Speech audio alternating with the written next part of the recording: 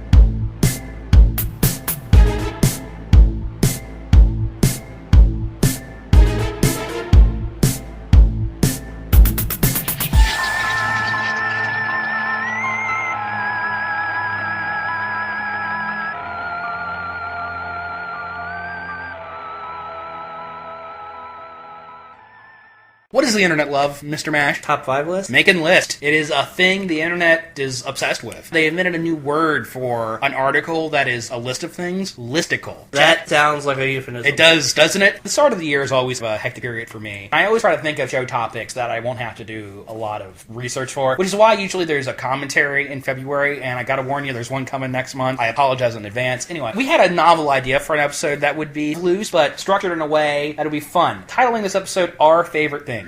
Okay. Tell them what it is. Our top 5 of given categories that you will find out as we go along what each category is. Yeah, we picked 10 categories, most of it related to the horror genre, some of it is just nerdy shit. And we said, what's our top 5 favorite things in this category? And let's just jump right into this.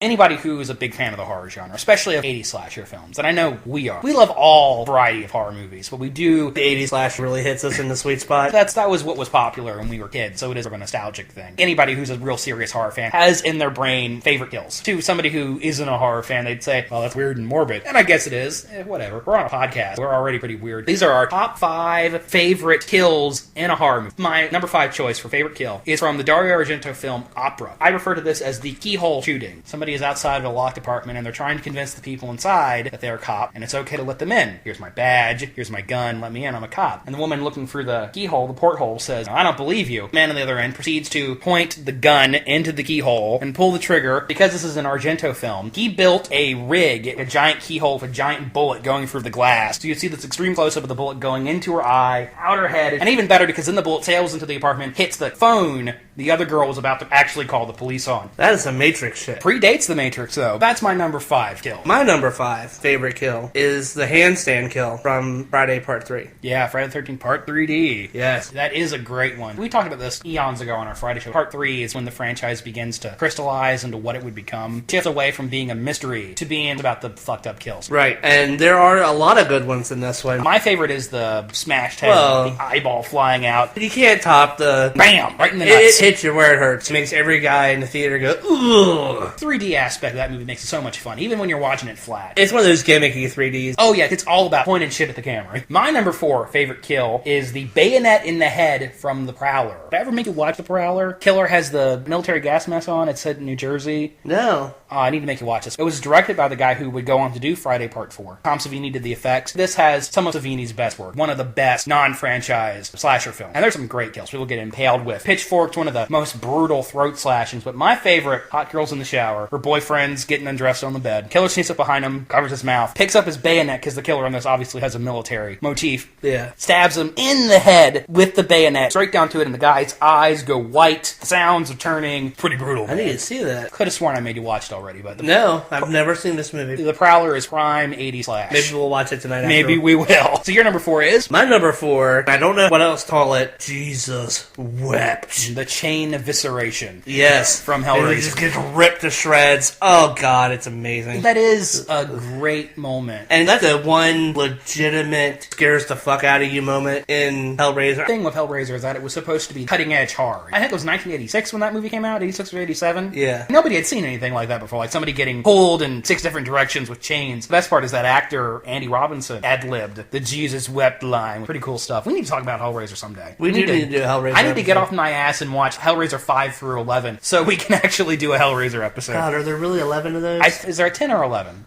I think it's 10. There's way too many. The Jesus wept kill. From the first awesome. movie. Great choice. Great iconic horror kill for Hits sure. you in the heartstrings, so to speak. My number 3 favorite kill is from Blood and Black Lace. Is a Mario Bava film from the 60s. One of the first Giallos, if not the first. And I think you can make a case that this is one of the first slasher films. Killer in a blue trench coat with a white stocking pulled over his face. Killing models, modeling boutique. All the other kills in the movie have build-up. There's a suspenseful build-up before we go to the kill shot. But this one, it cuts right into the murder. Mid-murder, this beautiful, beautiful, beautiful woman in her lingerie, pushed face forward into a bathtub, being drowned. Everything that Giallo is to me, this mixture of horror and violence and mystery and eroticism, is summed up in this moment. Beautiful half-naked woman is being drowned in this tub, and it's so brutally shot, terrifyingly done. Feel the asphyxiation that's happening. So my number 3 choice, a little less obscure, is the fat guy slice from Vampires. Fat Guy Slice. And I think anybody who's seen Vampires knows Fat Guy Slice. The master vampire Valak ripping a guy in half with his fingernails. Well, he stabs him in the gut, lifts up, a red line appear on the guy's face. He splits in two. Good stuff. I don't know that they could have portrayed how badass this vampire was any better than that. I remember my math teacher in my sophomore year of high school. Somehow we got on the topic of horror movies, and he was talking about how he thought vampires was too gory. He said, I don't need to see a vampire cut a guy in half to know that they're scary. I don't know, man. That's a pretty great scene. I agree with you. That scene told us what we needed to know about that movie. Off mic, Jade and I were talking about how I think that Vampires is really meant to be a comedy. I think it's almost a parody of hyper macho 80s action movies. And we talked about it on our John Carpenter episode. Yeah. A lot of people don't like it. I go to bat for Vampires. I go to bat for Vampires. Super entertaining. Great choice on that. My number 2 favorite kill in a horror movie, and I think you'll agree with this, is Rhodes' death in Day of the Dead. Choke on him! Oh, yeah. Choke on him! Yeah, I forgot about that one. Oh, that's a good one. Throughout the movie, we hate this character so much. Rhodes is the biggest asshole in cinema history. Bub is chasing him, and he opens that elevator door, and you see all these zombies reach out for him, and he's screaming. Especially when you know the behind-the-scenes info on that story. And I probably told the story on our zombie episode about how they used real pig entrails, but they forgot to freeze them, so they were rank the day of filming. Day of the Dead pushes zombie gore about as far as it can go. And that moment where they actually pull a guy in two, his entrails are trailing behind him, but I think the moment that really makes the scene is him yelling, choke on him! As he's dying. Like, you ripped me apart, but you choke on those legs, you son of a bitch. Pretty badass thing to say as you're dying. It is probably one of the most gory zombie movies. I'm sure there's a gorier one out there, But is it as good? yeah, I can't imagine anybody topping the gore in Day of the Dead. God love George A. Romero. The sick bastard. My number 2 is the original chestburster kill from Alien. Yeah, one of the best jump scares of all time. Comes out of nowhere. You can see the pain in his face. Somebody who's never seen Alien before, knows nothing about it, though I can't imagine that person exists. Say you get an Amish guy and sit him down and watch this movie. When you see the giant penis burst out of his chest, You're like, oh, what the fuck is going on? The blood splashes on Veronica Carlson's face. I think most people know that she did not know that was happening, so that scream is genuine when the blood splatters on her. Oh, God! John Hurt's death throes. The penis sticks his head out and goes, and runs off. Oh, God. Great scene. Episode we're going to talk about the Alien franchise coming later this year. Yes. Get ready for it. That's a taste. That's a preview. My number 1 favorite kill of all time, I've definitely talked about this already. The outhouse drowning, when Allie gets drowned in the outhouse from Sleepaway Camp to Unhappy Campers. You listen to our Sleepaway Camp episode, and some of you probably did, one of our least popular episodes, and I knew it would be, because it's a niche thing. Allie's the queen bitch character in the movie. Angela finally has enough of her bullshit, stabs her, shoves her head first into the outhouse hole, into the shit hole, hits her I was going to say, don't she start taking a plunger or something? hits her with a stick, and you hear her bubbling in the shit water. It is the most gross, disgusting, awful way to die. So when I saw this movie for the first time on YouTube, I got to that scene. In the comment section, somebody said, this movie's fucking stupid. When you get that dual reaction, you've done it right, man. The audacity to actually drown somebody in shit. Is there a worse way to die? Possibly. Possibly. Nobody wants to go that way, though. It is a really shitty way to die, but I'm bummed. You can't hear me nudging him with my elbow. And your number 1 favorite Okay, kill of so all my time? number 1 kill might be the worst way to die. It's up there. And that's the blood fountain or blood geyser, whatever you want to call it, from Nightmare on Elm Street. I figured no top 5 would be complete without having the blood geyser on there. And that nearly made my top 5. What registers to me the most about this kill is the fact that we don't know what happened. Yeah, we see him get drugged down into the bed. We see millions of gallons of blood. More blood than the human body contains. But we don't know what caused the blood geyser. I always assumed that Freddy parade him. Well, I'm sure, but don't know. And I think that is part of the appeal of the kill. And like Jesus Wept and The Chest Burster, this is one of those moments in horror where a filmmaker came out there and said, I'm going to put something on screen nobody's seen before. This is an iconic moment as soon as you see it. Anybody can cut somebody's head off. How many sick fucking bastards would have thought to have a fountain of blood, liquidate somebody in a movie? That's wrong on fill a room full of blood. Many levels. Classic. Great moment. Now, before we move on, I actually have an honorable mention. I have honorable mentions for all these categories. Another classic moment. The exploding head from Scanners. Most famous exploding head in cinema history, I think. I have one honorable mention since you're doing them. The basketball kill from Deadly Friend. I can't believe that didn't make it on your list. Another great exploding head. Basketball to Anne Ramsey's head, and then the body's shaking around and blood spurting. Yeah, that's fantastic. Good. Great choice. Fish and plankton and sea greens and protein from the sea.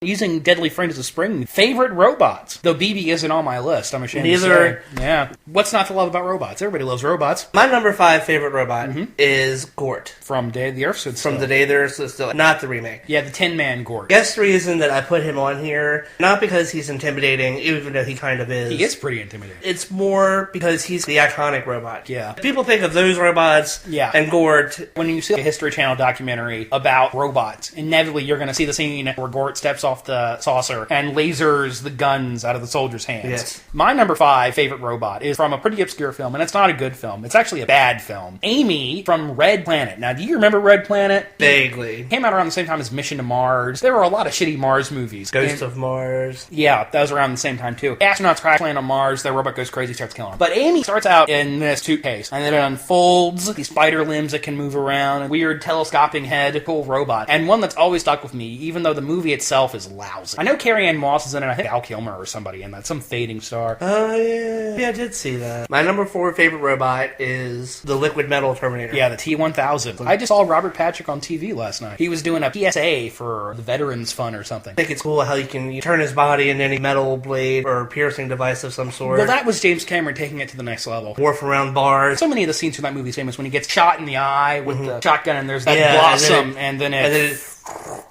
those moments are so famous and were so parodied over and over again. Arnold comes up over the gear at the end and blows him up. Oh, man, it's amazing. I got an action figure of that. Or I always think the scene where he stabs the stepdad through the milk carton. Yeah. It's really dated now, but the CGI back then in 1991, I think it was 91. It still holds up pretty well. Cameron knew what he was doing. He knew to switch the CGI with the practical effects.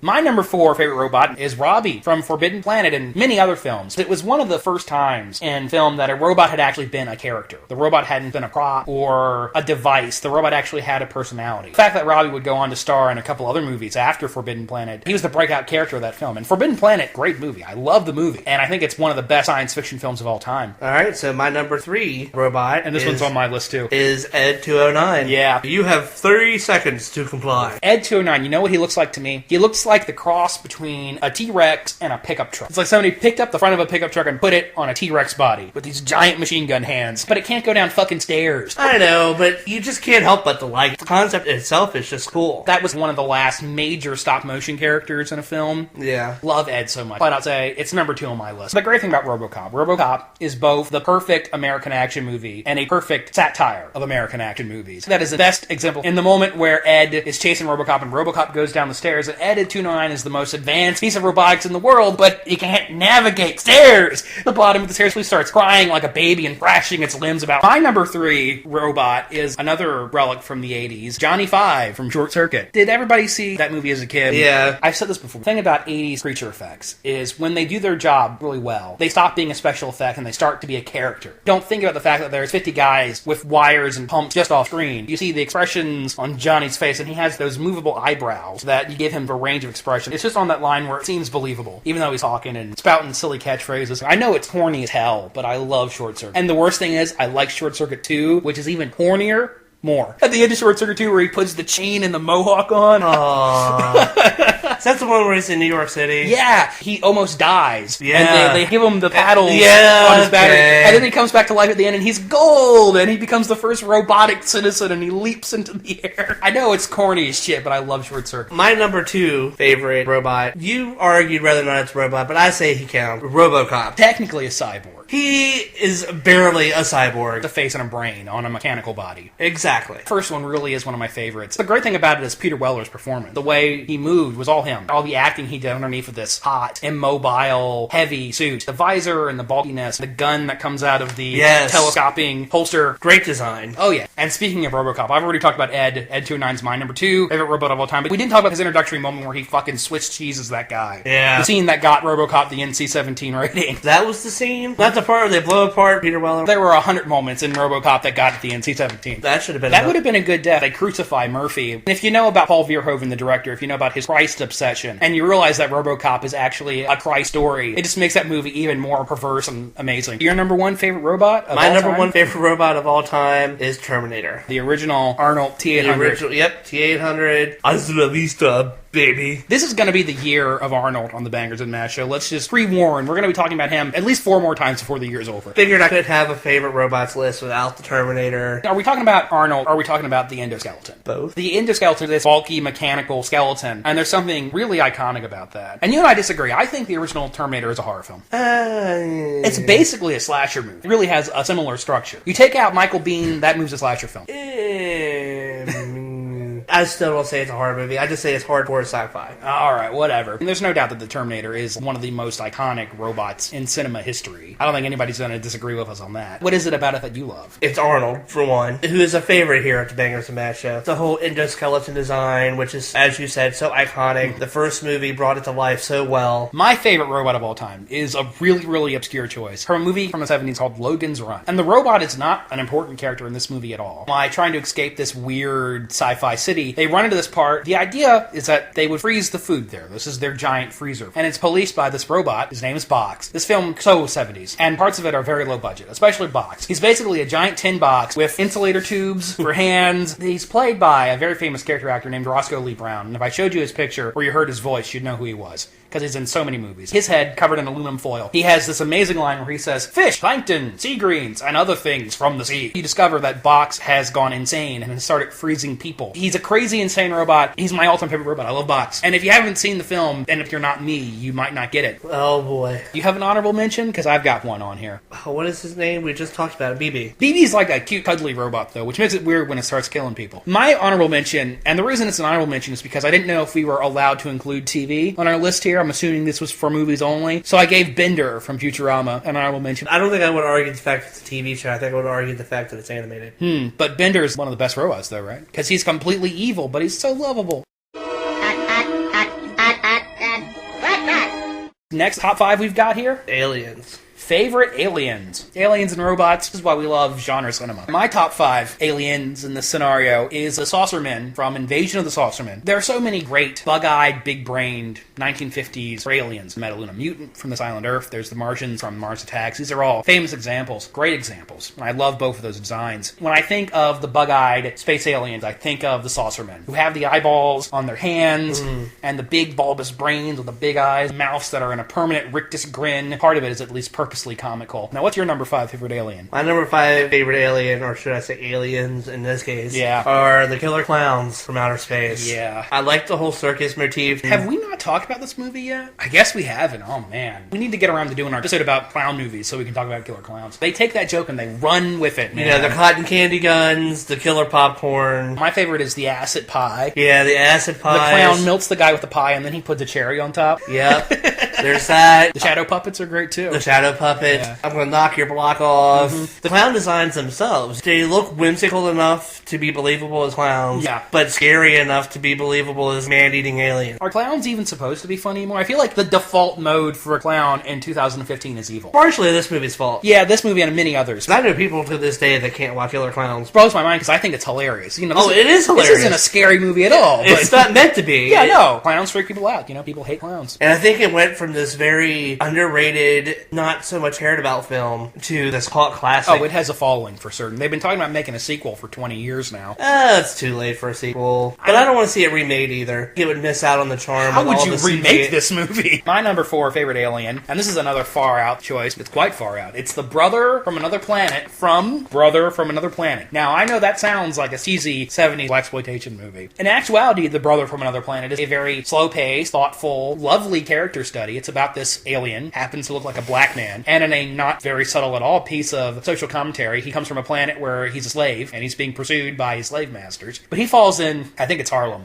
And he proceeds to befriend and become beloved by the community there. Just for his performance, the character becomes very alien-like, even though he looks more or less human. Great film. If you haven't seen Brother from Another Planet, seek it out. I really like this movie a lot. My number 4 are the aliens from War of the Worlds. Yeah, the Martians from War of the Worlds. Yeah. Now, we're talking the original George Powell, 1950s Right. War of the Worlds, Right. not the Steven Spielberg one. Right. What do you love about the Martians? That there are just no shits given from them. They come to Earth with the plan to blow the shit out of it, and that's what they do. Yeah, they're completely impervious to any of our weapons, which is the whole point of the War of the Worlds. You never really actually see the aliens except for like one time. You see them briefly when they go into the house. Their spaceships have this periscope eye on it that's, I believe it's red, green, and yellow. Mm-hmm. And then when you actually see the Martians, their face has the same pattern. The red skin and the sucker fingers. Mm-hmm. Did they ever talk about in that movie how the Martians are bloodsuckers? I don't think they do. Mm-mm. If you've read the book or you've seen the Spielberg version, you know that the Martians are bloodsuckers. They imply that with the sucker fingers. I think it would be hard to pass that movie off back that time. Yeah, for the time period. That version doesn't have the tripods, but it does have The flying saucers. The Martian saucers are fantastic in that. Yeah, and I actually prefer them over the tripods. The Spielberg movie was alright. I didn't hate it. I didn't really like it. But the one thing it got right was the tripods. That image from the book is so iconic. The George Powell movie, in its own way, the flying saucers in that are equally iconic. And I love the design of that. I agree with you. Good choice. Would love to own that movie on Blu-ray. Is it out on Blu-ray? I don't know, but if it is, I will buy it because...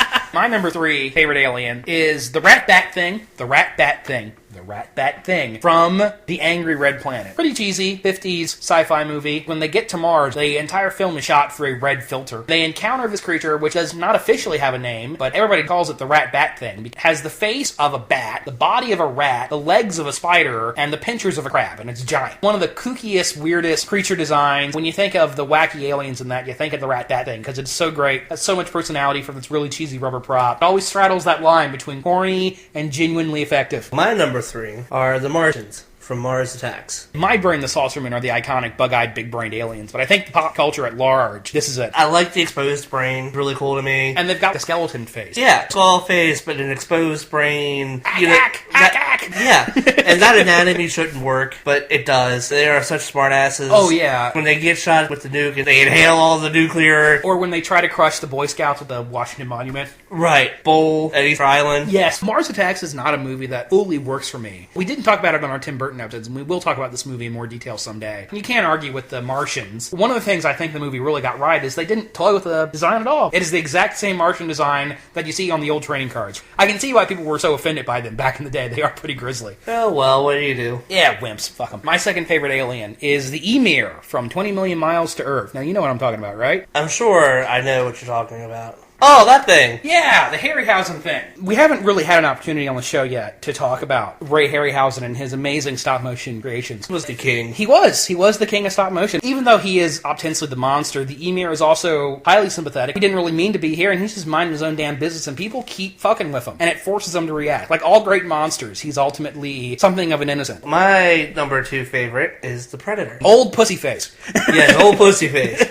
The very elongated cranium with the dreadlocks. What are the dreadlocks? Do they have a practical purpose? Besides looking cool? Yeah. They got the shoulder cannon. The double blades on the double hand, blades on the hand. cloaking. Me, personally, I find the helmet creepier than the pussy face. The dehumanizing effect of any mask in a horror film. Nothing to project on, so it becomes frightening. Green blood, the fluorescent green blood. Oh yeah, great touch. I'm a huge admirer of Stan Winston, and if I had any talent for sculpting or molding, I would probably be working in the effect industry now. Same here. Yeah. If I could draw or sculpt, buddy, let me tell you. And, you know, another pre-warner, after we do our Alien episode, a Predator episode's coming. This is almost like a precursor for Of what's coming everything this we're week. talking about this year. My number 1 favorite all-time alien is the Cheat. Audrey, too, from Little Shop of Horrors, the mean green mother from outer space. He's an alien. I thought it was a bit of a cheat, because you don't know he's an alien for most of the movie. For most of the movie, he's just a killer plant. But then at the end, you find out that he is from past the moon, from beyond the stars. That movie is one of the pinnacles of 80s creature effects. Because there's the moment where he calls Audrey on the phone. He starts tapping his vines on the wall. Mm-hmm. And that is a brilliant sight gag that cost hours, thousands of dollars. After he gets off the phone, he leans forward and he looks in the loose change slot. Mm-hmm. He has so much personality. And oh man, I love that movie. It's a good one. It never even registered in my brain. It probably would have been on my list if I would have thought about it. Yeah, Audrey 2 is just fantastic. Where is the figure of that, man?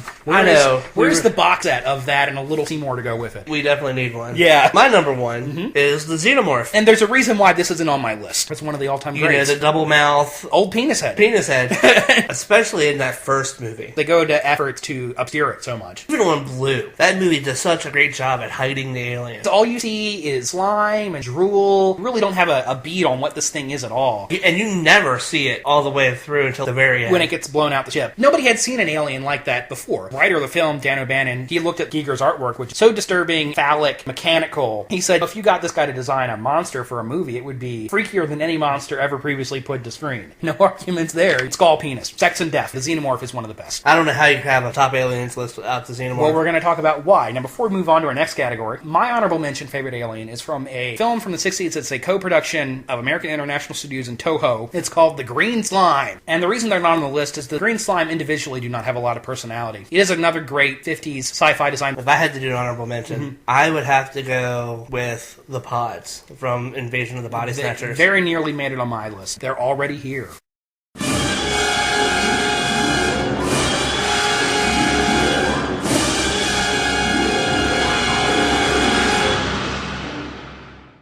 Our next category is favorite creature design. My number 5 creature design, and I'm sorry that it's on the list, guys, Frankenstein. Well, Frankenstein's monster. Let me clarify before I get lynched by the internet. We've talked about this movie ad nauseum. We've done 2 whole podcasts about it. I love how Karloff took the bridge out of his mouth, sucked his cheek in so he has this hollow face. One of the most famous images in pop culture. The reason I prefer the one from Bride is because I really like how it evolved. Yeah, you can see the sutures in its head. You can see where the hair had been burned away a little bit, all the different scars and stuff from the first one. What can you say about the flat head and the bolts in the neck that hasn't been said? It's just so iconic. Yeah, that's Frankenstein. That's what everybody thinks of. My number 5 is from the opposite end of the pool. It's a much more recent creature. It's from a movie just a few years back called Attack the Block. It's a British film. There's no official name for these creatures. Throughout the film, the characters start calling something along the lines of the motherfucking space bears. They're kind of like a bear. They're kind of like a gorilla. They're completely black. No light reflects off of them, except for one thing, their teeth. All you see is this mouthful of green glowing teeth on this bulky black shape. It's a really inventive design. A great combination of both practical effects and CGI in Attack the Block. The lead actor from that, John Boyega, is now in Star Wars. He's the stormtrooper in the trailer.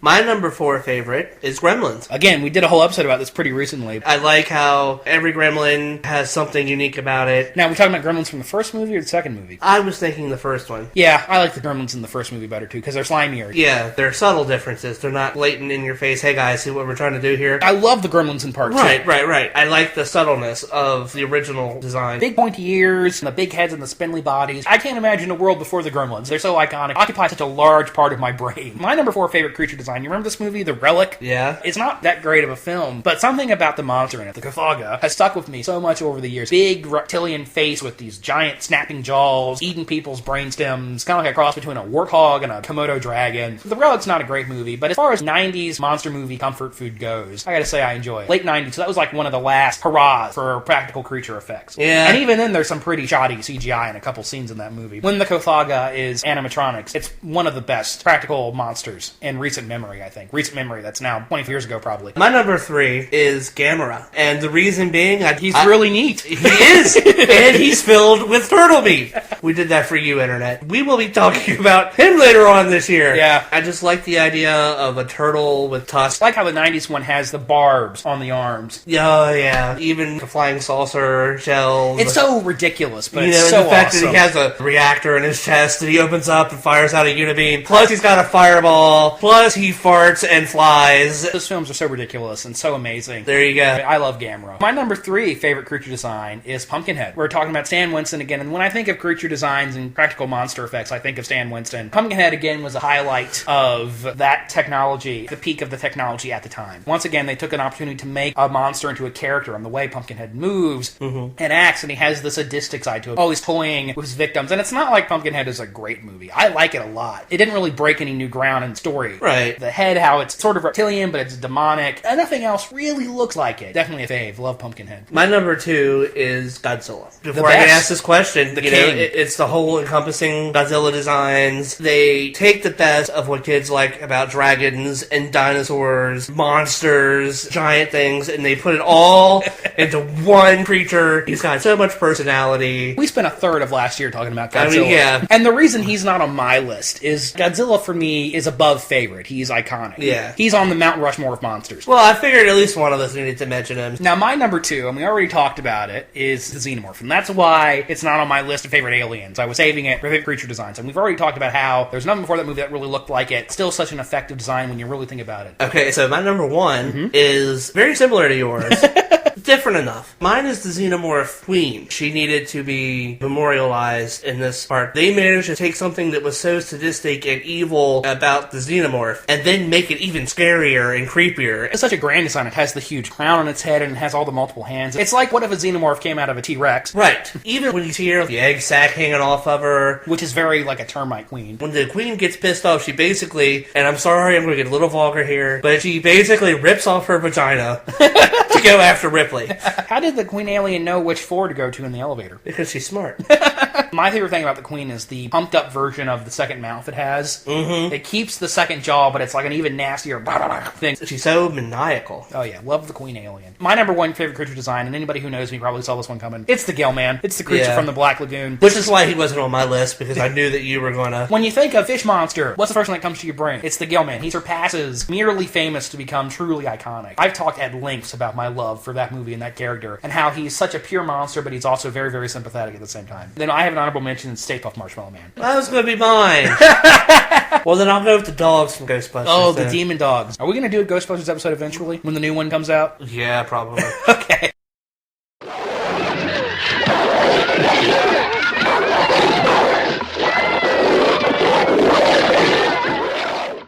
Next category, this is kind of a quirky one. Favorite animal in a horror movie. Surprisingly, there are a lot of supporting animal characters in horror. My number 5 favorite animal in a horror movie is the goat from Drag Me to Hell. Ah, that's a good one. That goat was straight up baller gangster, yo. And it's such a small part of the movie, but anybody who's seen and loves Drag Me to Hell loves the fucking demon goat. One of the funniest things about a film that really is a great horror comedy. It was advertised as a straight horror film, but the whole theater was rolling when it got to the goat scene. The whole theater was rolling throughout that whole movie. I'd watch a whole movie about that goat. My number 5 is Thing Infected Dog. The Thing Dog. Now, is this before or after its face explodes? A little bit of both. I like the personality that it has before. We already talked about on our commentary of the thing what a great actor that dog was. The head splits into 4 different pieces. I know that's a special effect thing, when it things out. I count that as part of the animal. I just really like the dog. I mean, that moment when its head splits is the announcement to the audience. Shit just got real. Yeah, you're in for a ride. My number 4 favorite animal in a horror film, the exploding parakeet from A Nightmare on Elm Street 2, Freddy's Revenge. They let the bird out of its cage because it's freaking out. Ah, no! And it's this tiny, stupid parakeet, but they're like shrieking in terror from it, and then it bursts into flame. Who doesn't love out of all this amazing, ridiculous shit in that movie? The parakeet is the 5th or 6th most ridiculous thing about it. My number 4 is Jonesy. Yeah, Jonesy from Alien. You're talking a lot about Alien today. Well, you know, it was on my brain. What is it about Jonesy that you like so much? That cat is responsible for every single fucking death in that movie. Harry Dean Stanton's getting eaten, and Jonesy's like, sitting back watching it. I do not give a shit. Nope, do not care. But that cat is legitimately the reason that everybody dies in that movie. And the alien knows. In the director's cut, after it kills Veronica Carlson, it's looking at Jonesy and the cat carrier, and it hits it with its tail. Even the alien knows that cat's no good. Well, that's the version I just watched. My number 3, and honestly, this could have been higher. It's Thor from Bad Moon. Ooh. Now, we talked about Bad Moon on our werewolf episode. Thor, the dog, is the main character of the movie. When I think of great horror movie dogs, when I think of evil horror movie dogs, I think of one that I think is on your list. But when I think of good horror movie dogs, I think of Thor. He's like like the ultimate heroic dog, you know? Yeah. He loves his boy so much he fights a goddamn werewolf. That dog's a great actor, too. Close-ups on its eyes when it's watching Michael Perry. That dog should have been nominated for an Oscar. Alright. My number 3 is, I believe, the evil dog in which you were referring. Oh, is it? Cujo. Cujo. One of the scariest dogs in cinema history. I want a St. Bernard so bad. Really? After seeing that movie? Still after seeing that movie. But I think that's why that movie still scares me to this day. Because one of my dream dogs is a St. Bernard. Cujo is a St. Bernard that rips the throat out of people. When I was rewatching Cujo for Halloween this past year, what struck me is Cujo's a great movie monster. It has all the attributes. It is both frightening and monstrous, but kind of pathetic. Because he is just a dog and he's dying. He's going crazy and he has no control over it. Pus and the blood running down his face. You can kind of feel bad for Cujo, as terrifying as he is. But it is a great name for a dog, though. Yeah, it is. That was a spark of inspiration on Stephen King's behalf. My number 2 favorite animal in a horror movie is Socrates from Willard. Not so great. Even though I've seen both the original and the remake, I'm really talking about the Crispin Glover version from, I think it was 2002. That rat was a far better actor than the one in the original. Little white rat, and it's pretty adorable as far as rat. I know some people have rats for pets. I would never have a rat for a pet. If I did, it would be a cute little white one like Socrates. And when Socrates dies, to this day, still just gets me right in the feels. Arlie Ermey's the kind of guy that when he's fucking a guy in the ass, He wouldn't he wouldn't have the common goddamn decency to give him a reach around. He didn't give that rat a reach around. When Socrates dies, it's so devastating to me. Willard loves this rat. Because the audience relates to Willard, we love Socrates too. Another great movie dog that's not on here, the Rottweiler from The Omen. Oh, Yeah. that's a good one. Anyway, so your number 2? My number 2 are the mutant apes from Congo. Really far out choice there, Congo. I haven't thought about that movie in 20 years, probably. Yeah, but they look awesome. The evil albino apes that get burned with the laser crystal cannon. Yeah, they're cool looking to me. I thought about putting Amy on here, the gorilla with the martini and the voice box. It was Amy, right? Yeah, I Amy. literally have not seen this movie in 20 years. Mostly I remember Bruce Campbell dying in the first 5 minutes, Tim Curry, Joe Don Baker, and Ernie Hudson, this amazing cast for this really cheesy movie. Whatever, I like the movie. My number 1 favorite animal in a horror film, and it's one of the greatest animals in any horror film, is the shark from Jaws. That's a good one. Yeah, it's the most terrifying movie animal of all time. Jaws is one of my favorite films, maybe my favorite film. It's way, way up there. People say, oh, it looks fake, the shark looks fake. It's a movie, so everything doesn't have to look real, is my reaction to that. And secondly, the shark shouldn't look real anyway because it's not really a shark. It's a demon spawn from hell. It is all the fears of the unknown corporealized in one creature. I didn't call it Bruce because officially its name is just the shark. Bruce was a nickname, even though everybody calls the shark Bruce. When they don't call it Jaws. What do you call the shark in Jaws? I call it Jaws. You call it Jaws? So is that why they call the great white shark and Nemo Bruce? Yeah, it's a homage, because Bruce was Steven Spielberg's lawyer. Oh, Yeah. that's funny. Yeah. My number 1 is Monkey Shines. We meant to look up the name of the fucking monkey in Monkey Shines. I don't know, but we'll call it Monkey Shines. Yeah, the monkey from Monkey Shines. Honestly, I don't even know why it's my favorite. That but monkey has a lot of personality. It does. And when it goes crazy, Monkey Shines is almost like Fatal Attraction, except Glenn Close is a monkey. Exactly. And Michael Douglas Which makes the is in a movie wheelchair. better. Yeah. I always remember the end when the monkey gets it. After the monkey is threatening to kill the guy's girlfriend, I think, he calls over to it and it gives him a hug. The guy bites into it and shakes it back and forth. That is such a weird movie, though. It is. Like you said, the monkey just has so much personality. Yeah. You almost sympathize. Weirdly, yeah, those monkeys gave a good performance in that. My honorable mention, this wasn't on the list because it's not technically a real animal. The unicorn from Cabin in the Woods. Pretty cool. Even though it's only on screen for 50 seconds. If I had an honorable mention, and I guess I just went ape with this, and I know that it probably doesn't count, and that's why it would be an honorable mention. King but- Kong? No. Oh. Apes from Time Machine. Oh, the Morlocks? Yeah. Oh, that's real iffy. Yeah, that's what I said, but it's an honorable. Though really, why wasn't King Kong on this list? The reason I didn't put him on my list is I thought with him being a giant. Wendy. Darling, light of my life. I'm not gonna hurt you. You didn't let me finish my sentence. I said, I'm not gonna hurt you. I'm just gonna bash your brains in. I'm gonna bash them right the fuck in.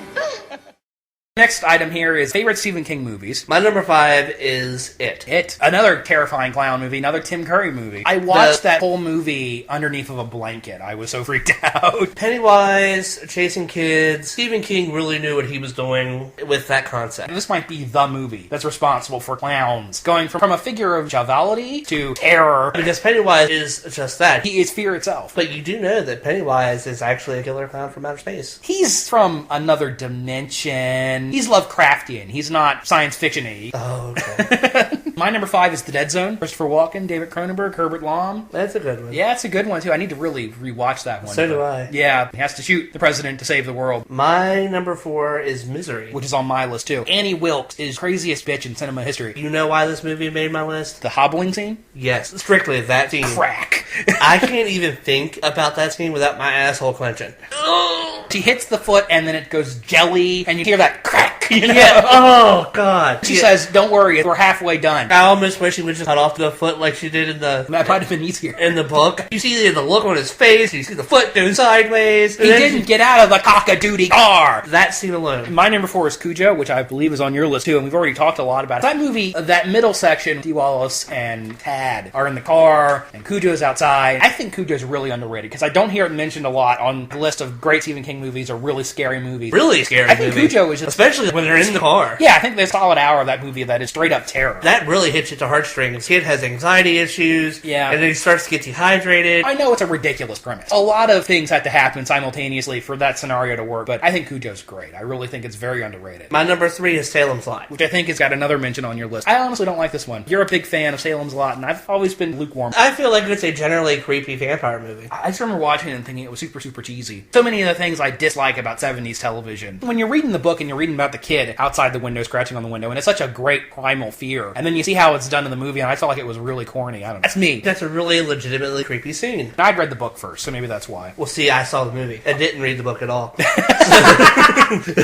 My number 3 is Misery, which you've already talked about. I hold that one in slightly higher esteem than you, it would seem. My number 2 is Cujo. Which we've already talked about. Wow. My number 2 is The Shining. Which is my number 1. Which is when most people think of great Stephen King movies, if their brain doesn't immediately go to Shawshank Redemption, which is a good film. Not a great movie, but it's a good film. That's not Stephen King to me. It is, but it's not horror. Same reason Stand By Me isn't on this list, which I like a lot. I'm a big fan of Stand By Me, but it's not what I think of when I think of Stephen King. I think of Killer Clowns and Jack Nicholson going crazy. The Shining is a fantastic, magnificent film, one of the great horror films of all time, and we will talk about it more someday. And then that's my number 1. Anything can happen in the Overlook Hotel. It's a weird place. It's not really on Earth, is it? It almost plays with this in its own dimension. Kind of feels that way. Fucking dog going down on the guy in the elevator full of blood. Kubrick had such a precise understanding of what horror is. These peaks and the things that you know you should not be seeing. We should watch that movie tonight. I haven't seen that in a while. That's a great film. Her portrayal of Wendy is amazing. The reason she appears so terrified is because she really was. Kubrick asked for 150 takes of the scene of them in the bathroom. The reason she looks like she's on her last nerve is because she is. And then my number 1, I'm really surprised this wasn't on your list, is Carrie. My brain just didn't go there. We did almost a whole episode devoted to the various Carrie films. My thoughts on how much I love this movie and how I find it to be such a touching film and such an incredibly sad film. Barely a horror movie to me. I think more of it as a tragedy than anything else. I think that's why my brain didn't go to it. For some reason, when I hear Stephen King, I think horror. Carrie's a horror film too. But it's a horror film where more of the horror comes from how terribly she's treated. Up until the last 30 minutes, it's a very light horror film. I would disagree with you. Because you lived it. Fuck you, like you didn't. Honorable mention, Creepshow and The Running Man. Oh, shit, I didn't know The Running Man was Stephen King. Barely. It has almost nothing to do with the book, but I had to mention it. Well, I guess mine would be Carrie. Right. Or Christine. Neither one of us. Christine almost made my list. The Mangler. Oh, no, The Mangler was nowhere near my list. Dreamcatcher. No, Dreamcatcher shit. Those are all bad Stephen King movies. Oh, you're so cool, Brewster. Next category, favorite vampires, in parentheses, excluding Dracula. Because Dracula is obviously going to be everybody's favorite. My number 5 favorite vampire, it's actually vampires in this case, the Reapers from Blade 2. Okay. Which will have one of the coolest monster designs in recent memory. Yeah, until it got overdone. I'm not talking about Blade Trinity, that sucks. I'm talking about Blade 2. The jaw opens up, it's like a starfish of death, little sucker that comes out. Guillermo del Toro, if the man is good at nothing else, and he's good at a great many things, but if he's good at nothing else, it's designing freaky, memorable, awesome monsters. Yeah. Pan's Labyrinth, the Pale Man from that could have been on favorite creature designs too. My number 5 favorite vampire is the Lothos from the Buffy the Vampire Slayer movie. Yeah, this is an interesting choice. What about Rutger Hauer? Just that. It's Rutger Hauer as a vampire. Great performance from him. You bitch! But now, you've really pissed me off. Oh, I know.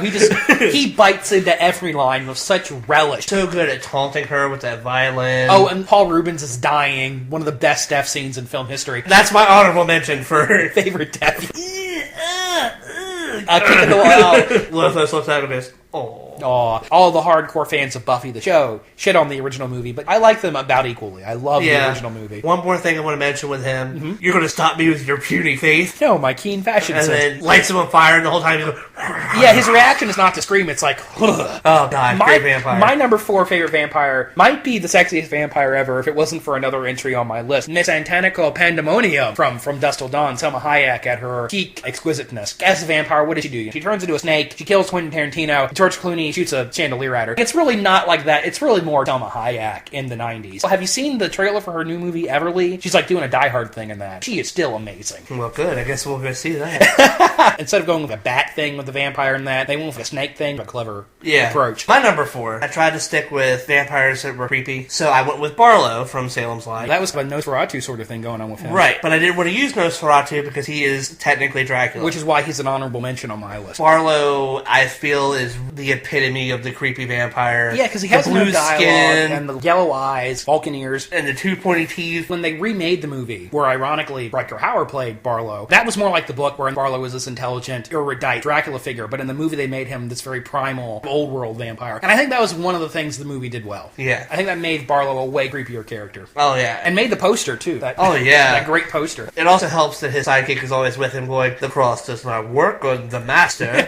My number 3, and like I said, if Santanico Pandemonium isn't the sexiest vampire ever, it's this one. Carmilla, Ingrid Pitt from The Vampire Lovers. This is another monster that's actually somewhat sympathetic. Yeah, she's a vampire, she's killing people, but she genuinely loves her love interests in that. And then again, Ingrid Pitt is, oh my god. My number 3 is also from Salem's Lot. This film clearly made an impression on you. When I'm thinking vampires, I'm thinking creepy, scary vampires. Okay. I tend to think of this movie. The character's name was Mike Ryerson. Right. I know that's like the most average vampire name ever. Oh, Dracula, Count Orlok, Mike Ryerson. He's more known for being the vampire that sits in the rocking chair in the school going, teacher. Which is a creepy scene. Teacher, look at me, teacher. The thing that gets me with this movie is that they're always in a dark spot and their eyes are always glowing. Maybe I need to give this one a second shot. I just remember it being way too long, though. Well, it is really long. My number 2 is Evil Ed from Fright Night. You're so cool, Brewster. Dinner's in the oven. Yeah, so out of control, and he's such a nut, especially after he gets the cross burned on his head and the big eyes, and when he gets out of the bed with the Raggedy Ann wig on. Evil is awesome. Jerry Dandridge is also another great vampire. He almost made the list too. He's going to be my honorable mention. I've talked before about Fright Night. Probably my favorite vampire movie in general. That's a pretty good one. My number 2 is Jan Valek.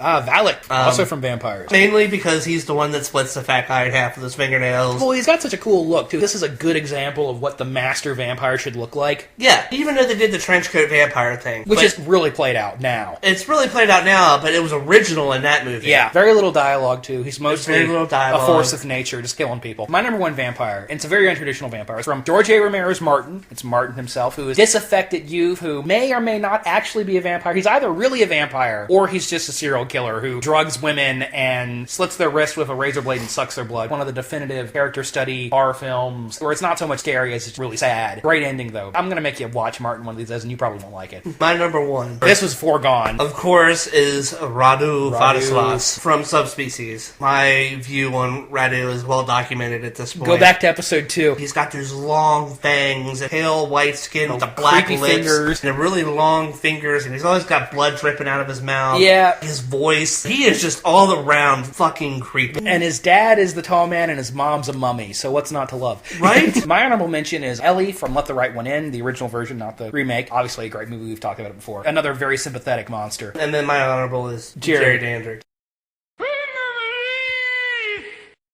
Next category is favorite horror comedies. And man, this was a hard one to narrow down to 5. Until I made it my list, I didn't realize that so many horror movies I love are technically horror comedies. Yeah. My number 5, I went with Shaun of the Dead. Which is on my list, too. How could it not be? This is one of the most quotable movies ever. It's extremely quotable. Best use of a Queen song since Wayne's World. Right. How have we not talked about Shaun of the Dead on the show before? We haven't? I don't think we have. Everything about that movie came together. It's so brilliantly made. Well, we did a Cornetto trilogy. No, we haven't. It almost ignores the fact that it's a zombie movie. Focuses on the characters. Yeah. They go on like it's their everyday lives with their arguments and their problems don't go away after the zombie apocalypse starts. Exactly. It doesn't diminish the horror of the zombies. It's still a genuine threat. Even though there's a lot of funny stuff with the zombies. Yeah.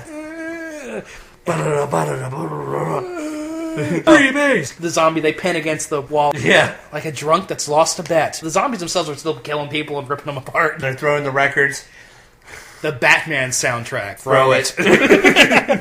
My number 5 is Eight-Legged Freaks. I genuinely love this movie. That's a good one. I know it's just a remake of Gremlins with spiders. I don't feel that way. Eight-Legged Freaks was one of the first times I can remember being excited for a movie that nobody else was excited for, which is now a feeling I'm very, very used to. It's like Gremlins in that the spiders have a lot of personality and they're such goofballs. There's one that bites with a moose head and spits out the buzz, or the spiders are attacking the mall, which is of course a Dawn of the Dead reference. There's one spider up on the gate cheering everybody on like, yeah! I know the CGI has not aged the best. Eight-Legged Freaks overall still a very... Or like when the cat and the spider are fighting in the wall. Yeah. And they're slamming each other into the wall, and it's like spider, cat, spider, cat, spider, cat. All things considered, Eight-Legged Freaks holds up pretty well. My number 4 is House 2, the second story. Oh man, House 2. When you sprang this movie on me, it was totally unexpected. I did not know it was going to be that amazing. Yep, looks like you have an alternate dimension. Yeah. John Ratzenberger. Oh, that's his name. Handyman / adventurer. Yeah. The ghost cowboys, the baby pterodactyl and caterpillar, and Kane Hodder as the zombie caveman. It's just amazing. Really... A small Indiana Jones sequence in the middle. It's got a lot of stuff. A lot of the things we love in one movie. House 2 is super out there and very entertaining for sure. My number 4 is Dead Alive from Peter Jackson's Good Period. One of the goriest movies ever made. Has he ever had a bad period? He just got off of one, I think. Shut up. The lawnmower sequence at the end is amazing. Or the zombie baby in the park, rat and monkey, the ooze in the custard, the kung fu priest who kicks ass for the Lord. Dead Alive is non-stop amazing.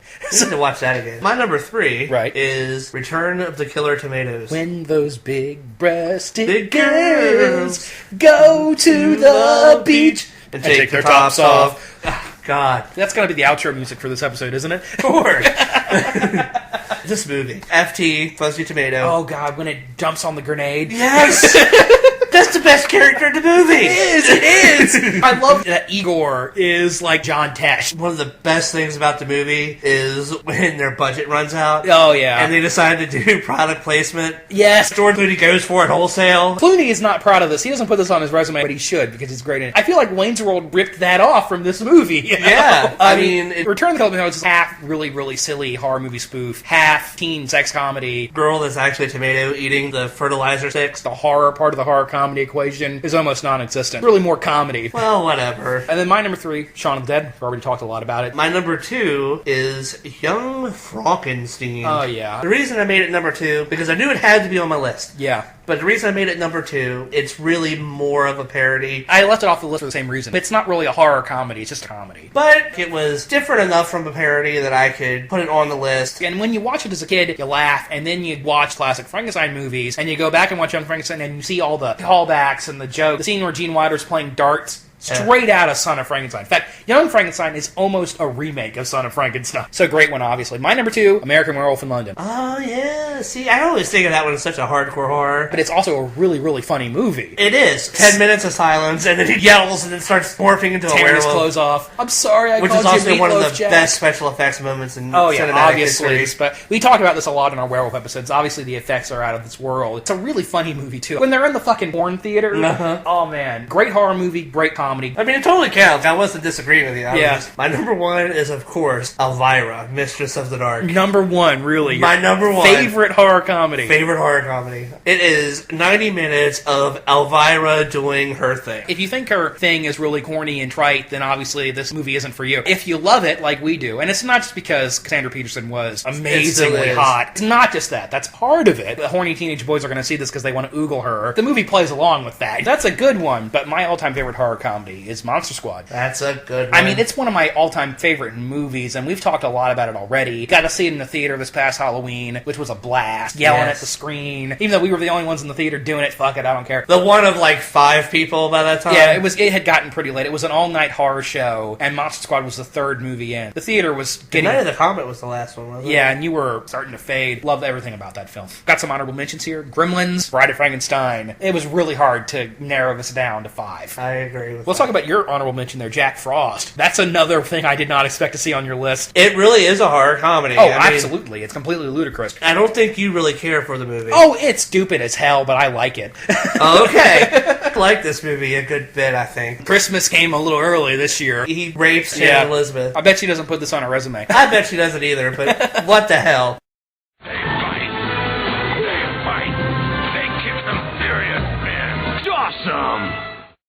Next category here, we're moving a little bit away from horror. And this is really nostalgia here. Favorite toys from the 90s. Favorite toys we grew up with. And these are the series, not an individual action figure. Yeah, obviously. These are the series. Because an individual action figure list would be a very different list. Number 5 here on my list, favorite action figures from the 90s, is the Street Sharks. Obviously, it's a stupid idea for a toy line. It's a bold-faced ripoff of Ninja Turtles. The cartoon was nay unwatchable. I was a kid, I loved Jaws, I loved Sharks, I loved Ninja Turtles, humanoid sharks, that every one of the toys you could move their mouths up and down by pushing down on their fin, and they each had an action feature, because that was the thing in the 90s. All the toys had to have an action feature. I remember one, Ripster, that was the Great White. God, why do I know that?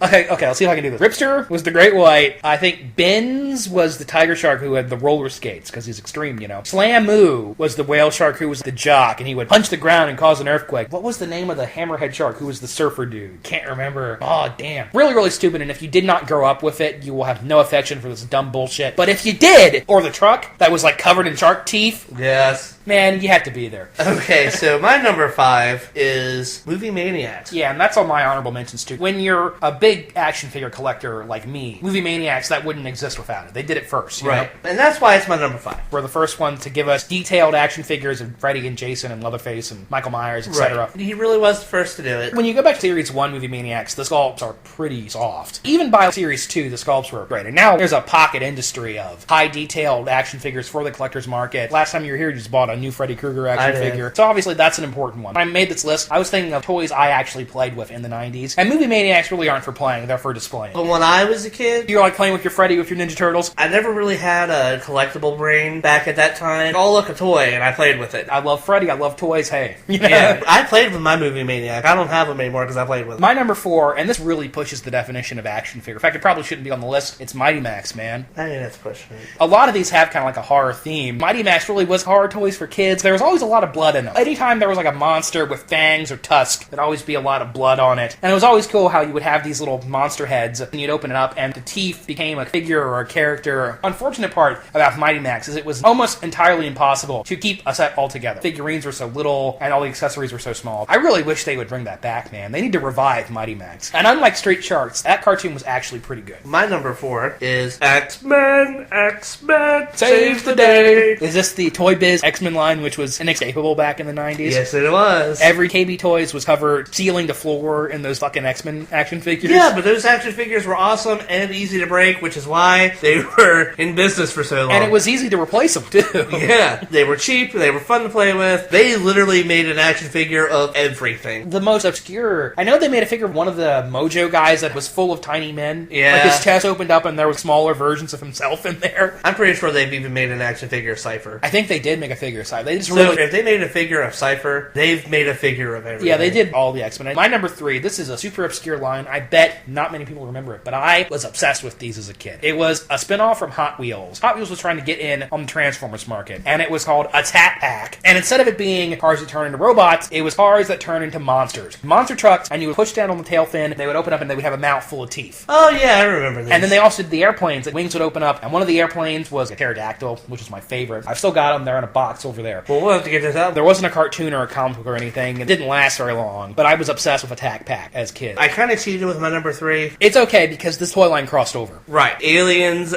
/ Predator toys. Those are really cool. Flying Queen. I love that The thing. gorilla alien, the bull alien, the panther alien, the snake alien. They really ran with the xenomorph impregnates an animal and is birthed with its attributes. Or like the exploding alien. Yeah, that was cool. And nobody cared about the Marines in that line. Oh, no. And it was so cool when they introduced the Predators. Oh, we finally have something cool to fight the aliens. The only humans I ever got, a Ripley, and I got one of the forklift. I had a Bishop figure, which looks not a thing like Lance Hinkerson, but it was cool because you could take it apart. Oh, that's cool. Yeah. But I had both the regular Queen and the Flying Queen. They ran that thing into the ground, man. They did hundreds of those. The Predator line, the Lava Predator, the Jungle Predator. Base Tail Predator. And then they had The King Predator. The King Predator. With the super dreadlocks. But nowadays it seems perverse to make a toy line based off an R-rated movie. But back in the 90s, we were kids, we loved monsters, we loved those movies, they really kiddied it up because they gave them all these ridiculous additions. While we're talking about him, you know what teacher was on the clan leader? What? There was a lever on his back, Right. and he did that, and the tentacles would move. Every toy in the 90s had an action feature. I would get a toy and I would say, does it do something? That was my way of saying, does it have an action feature? And if it didn't do something, it was less cool. See, I always preferred that they didn't. They always made the arms stiff and stuff when they Yeah, had... I didn't care about that as a kid.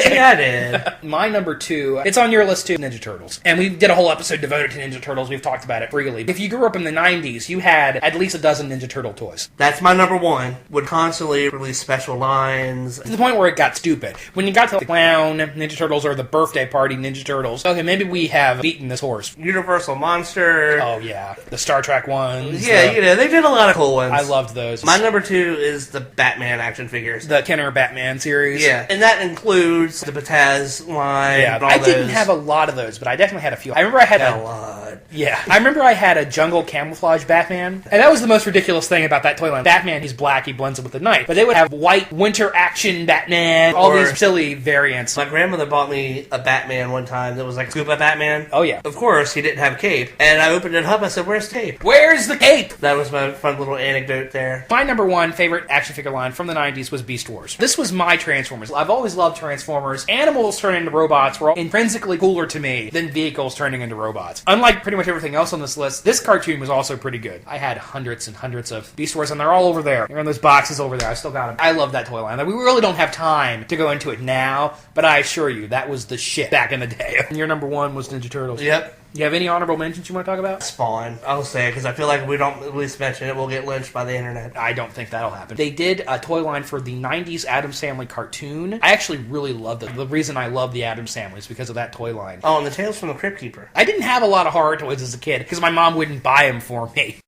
The incredibly strange creatures who stopped living and became mixed-up zombies. Alright, so this is our last category. It's favorite movie titles. Not favorite movies, not movie title as in the films themselves, just the name. My number 5 is Night of the Lepus. What's not to like about that? That really grabs your attention. What's a lepus, JD? It is a giant bunny rabbit. That does what? Eat people.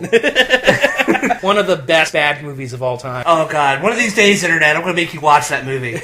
You're going to put a gun to the internet and make them watch Night of the Lepus. You go back and watch the trailer for this, they do everything in their power to disguise the fact that this is a movie about giant killer bunny rabbits. Yes, they do. It's really worth it, guys. My number 5 is the incredibly strange creatures who stopped living and became mixed up zombies. It ends with 2 exclamation points and a question mark. Now, this is not a good film. It's a torturous movie. But that title, man. The incredibly strange creatures who stopped living and became mixed up zombies? Who doesn't want to see that? That tells you everything you need to know about the movie right there. What's it got? It's got strange creatures. They're incredibly strange. They stop living, and what do then? They become zombies. Mixed up zombies. 2 for that. I want to see that shit. My number 4, I've never actually seen. Okay. It's just such a great title. Yeah, I haven't seen most of the ones on my list either. Manos, Hands of Fate. Which is the worst film ever made. The funny part is, what does Manos mean in Spanish? Hands. So it's Hands of Fate. Pretty good title, I'm not gonna lie with you I there. mean, it catches your attention. It does. My number 4, one of the greatest movie titles of all time, Motorcycle. Motorcycle. Roll that around in your mouth. Motorcycle. When I first read this title, I laughed for a solid minute. I don't know why. It tickles my funny bone. So, what's the movie about? It's about a psycho on a motorcycle. Motorcycle. Oh, yeah. My number 3 is Santa Claus Conquers the Martians. Again, another movie that the title tells you everything you need to know. Santa Claus Conquers the Martians. Well, shit, I want to see that. Then you start to watch it, and you're like, okay, I'm done. Yeah, it's not a good movie. Santa Claus Conquers the Martian is one of those pure film oddities. Who the fuck thought this was a good idea? But then again, how couldn't they? It's so irresistible. We should remake this movie. We should do a remake. It's in the public domain. We can do that. My number 3 is another very long title. I like long titles. Can Hieronymus Merkin ever forget Mercy Hump and find true happiness? Wow, okay. What's that movie about? I've never seen the film. Supposedly, it is the personal side project of some 60s British comedian, but man, that title.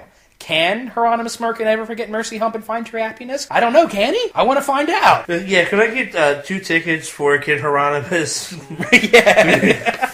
My number 2 Right. is The Day the Earth Stood Still. Really great, evocative title. I think I picked mostly silly titles, and you picked genuinely good titles. Well, okay, well, Night of the Lepus, alright, fine. But I just wanted a reason to put it on a list, okay?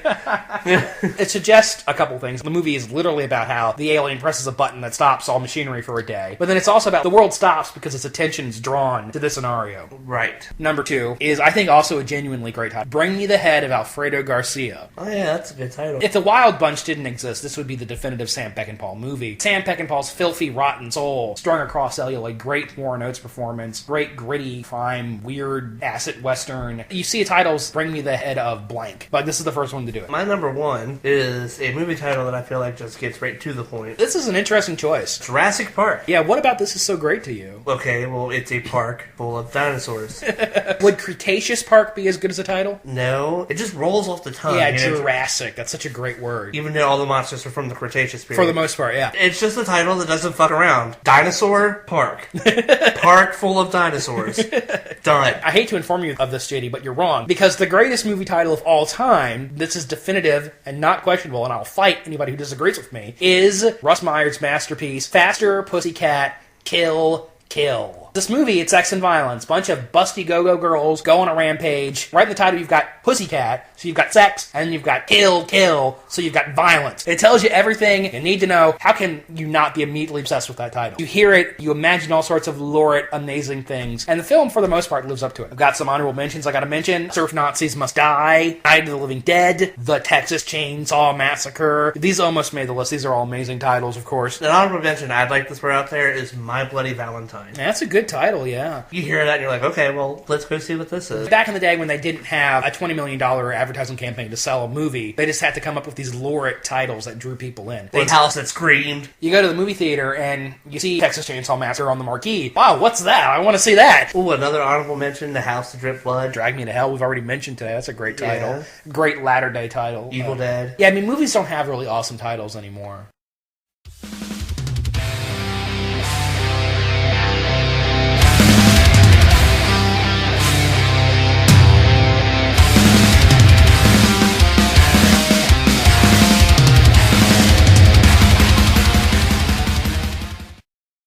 That was fun! Yeah. I don't think we planned on it being 2 hours. I'm the long-winded one, huh? If you, dear listeners, dear Bangers and Mash Army, if you want to send in a list of your favorite whatevers, please do. Email us at bangersandmashidiot@yahoo.com. The word bangers, the letter N, the word mash, the number 88 at yahoo.com. There's been some activity on the Facebook group. Thank you, Siriad, for the comments and all that, the feedback. Thank you, Petey and Lee. Thank everybody for the feedback on the Facebook group, which is at www.facebook.com/. Sorry, my brain drew a blank. Yeah, the link will be in the description. I'm so used to you delaying all that. Jesus, take the wheel. Anything else to say? You want a balloon? Floats. We all float down here. Because we're in my basement. See you guys later, alright?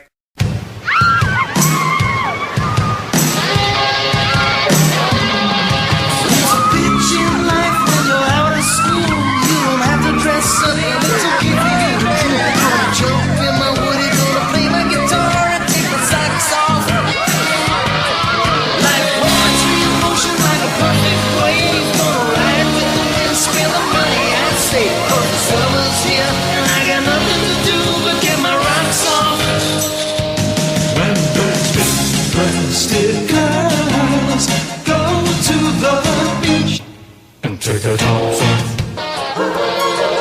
Those California girls, I just love the best. They got an even tan all over their chests. I'll be California dreaming till the sun goes down. I get around, get around, I get around. Those Southern girls, how they hypnotize. They got a curious way of talking that I like their eyes.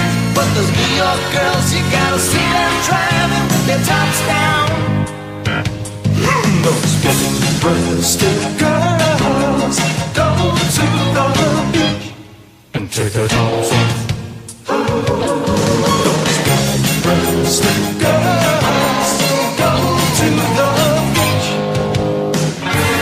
and I love to see her swaying. She got a rhythm all her own.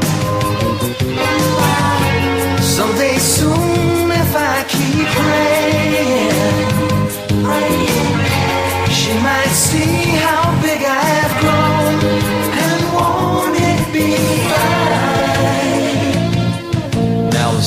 gone, but she's on my mind. After one last kiss, I had to leave her behind. So it's back to school. If only I can get me through it. Those big-breasted girls go to the beach and take their time.